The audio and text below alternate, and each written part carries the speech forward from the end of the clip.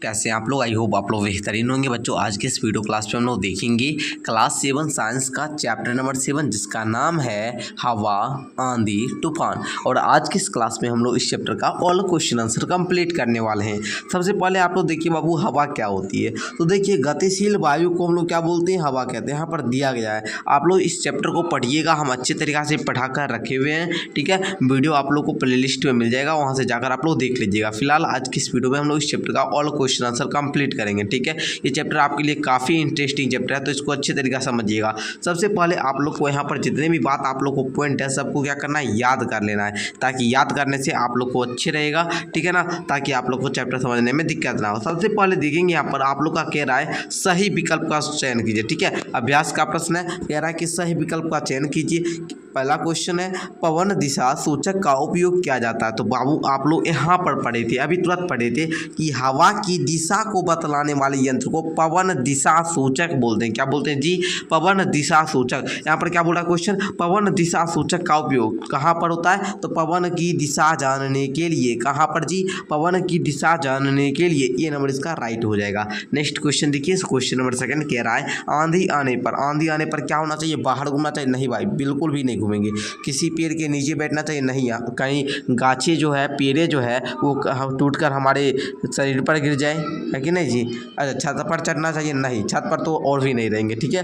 किसी घर के अंदर छुपना चाहिए, बिल्कुल सही। अगर आप लोग घर के अंदर है तो घर के अंदर रहिए, और हो सकता है तो माथे पर कोई गद्देदार चीज़ को रख लीजिए, तकिया वगैरह होता है उसको रख लीजिए, है ना। और टेबल बेंच वगैरह होता है इसके अंदर रखा कीजिए, ठीक है। जब भी आंधी आए, ठीक है ना, चक्रवात आए, तूफान आ जाए तब।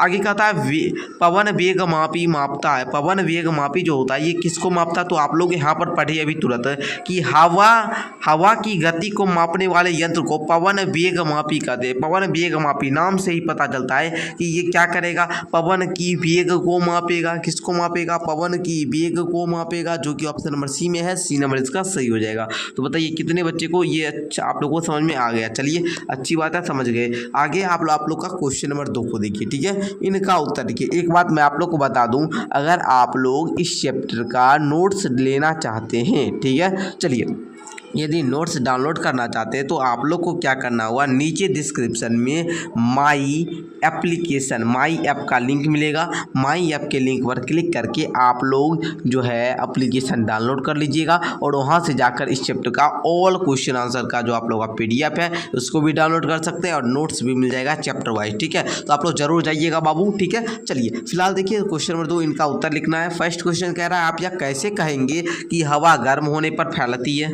कैसे कहेंगे जी। तो आप सिंपल सा उदाहरण समझिए। जब ऐसे देखिए आप लोग जैसे हम लोग गुब्बारा लेते हैं ना, तब उसमें देखिएगा आप लोग उसको गर्म पानी कर लीजिएगा, ठीक है। एक गर्म पानी ले लीजिएगा एक बर्तन में, और की कीजिएगा, पानी गर्म लीजिएगा, उसमें एक बोतल दे दीजिएगा, ठीक है। बोतल दे दिए, अब ठीक है, बोतल दे दीजिए। अब उसमें क्या कीजिएगा, गुब्बारा का मुंह में बांध दीजिएगा, ठीक है। बोतल के ढक्कन में जहाँ होता है ना, वहीं पर गुब्बारा को लगा दीजिएगा। लगाइएगा तो गुब्बारा फूलने लगेगा, फूलेगा। इससे पता चलता है कि मतलब जो तेज गर्म हवा होती है, ठीक है, गर्म हवा होती है, उससे क्या होता है, फैलती है। और वहीं ठंडा पानी में दीजिए तो वो सिकुड़ जाएगी, ठीक है। चलिए देखिए आपको भाषा में कैसे लिखना होगा, जरा सा समझिएगा। लिखेंगे जब हवा गर्म होती है तो मोलिक्यूल्स, क्या मोलिक्यूल्स जान रहे होंगे कि गति बढ़ जाती है। जो मोलिक्यूल्स होते हैं उनकी गति क्या होती है, बढ़ जाती है। इससे उनके बीच की दूरी भी बढ़ जाती है। जो मोलिक्यूल्स होता है उसके बीच की दूरी भी क्या होती है, बढ़ जाती है, और वह फैल जाती है। गर्म हवा हल्की होती है। गर्म हवा कैसी होती है जी, हल्की होती है,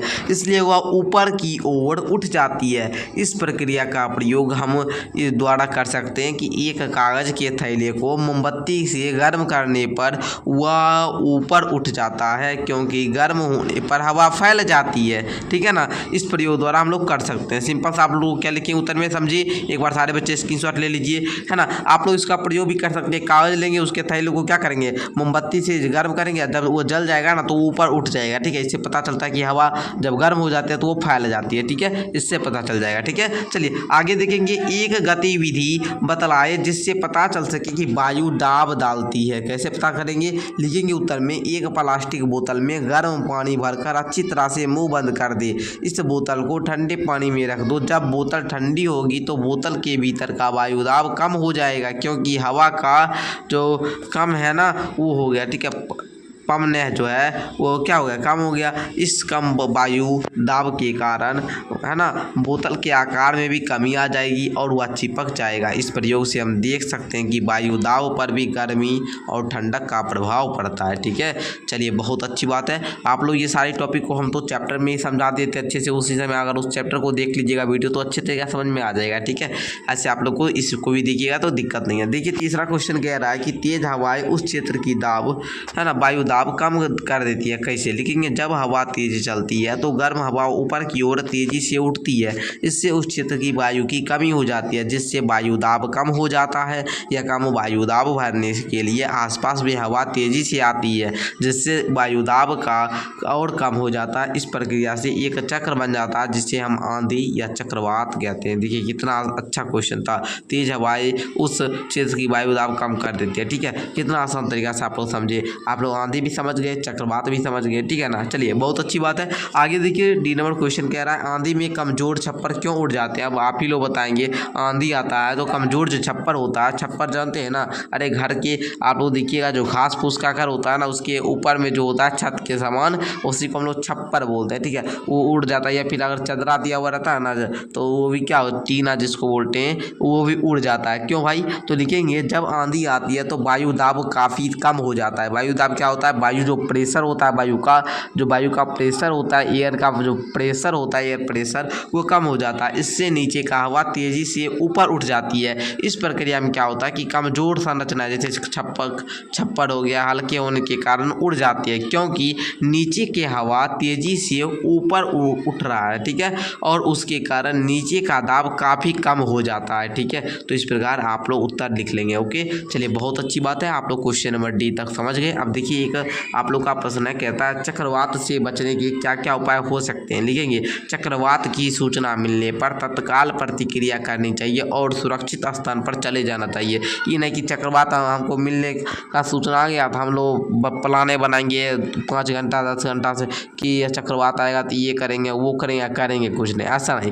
पहले आप लोग को तत्काल प्रतिक्रिया शुरू कर देनी चाहिए, सुरक्षित स्थान पर चले जाना चाहिए, जहाँ पर है ना दिक्कत नहीं हो वहाँ पर जाना चाहिए। मतलब गाछ वृक्ष पेड़ के पौधे के नीचे नहीं जाना चाहिए। ठीक है, चलिए रेडियो टेलीविजन और अन्य माध्यमों से चक्रवात की स्थिति चेतना हो है ना को ध्यानपूर्वक आप लोग जैसे जानते होंगे जब भी चक्रवात आता है या फिर तो आप लोग को मोबाइल पे है ना मैसेज भेज दिया जाता है जिस भी जिला से होंगे आप लोग। ठीक है ना, तो ये रेडियो से भी हम आप लोग पता कर सकते हैं कि आज चक्रवात आएगा या ना आएगा। टेलीविज़न पर भी देता है, टीवी वगैरह पर है ना, तो आप लोग जान ही रहे हैं। तो देखिए पड़ोसियों या और समुदायों के साथ लोगों के मिलकर सहयोग तथा सुरक्षा प्रबंध करना चाहिए, है ना, एक दूसरे से मदद लेना चाहिए, उससे भी कर सकते हैं।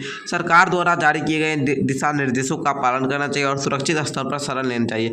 सरकार जो भी बताएगा दिशा निर्देश उस पर हम लोग पालन करेंगे। खाद्य पानी और अन्य आवश्यक वस्तुओं का प्रबंध करके तैयारी करनी चाहिए। ओके, चलिए बहुत अच्छी बात। या फिर बच्चों आप लोग यहाँ से भी लिख सकते हैं। देखिए यहाँ पर दिया गया ये चारों उपाय आप लोग लिख लेंगे तो कोई दिक्कत नहीं है, इसको भी आप लोग आंसर के रूप में लिख सकते हैं, कहीं कोई दिक्कत नहीं है। ठीक है, तो देखिए इस प्रकार आप लोग का जो 5 प्रश्न था इसको मैंने 5 को सॉल्व करा दिया। आप लोग को ये वीडियो काफ़ी अच्छी लगी तो आप लोग क्या कर लेंगे, लाइक कर लेंगे और चैनल को सब्सक्राइब कर लेंगे। ओके, धन्यवाद जी।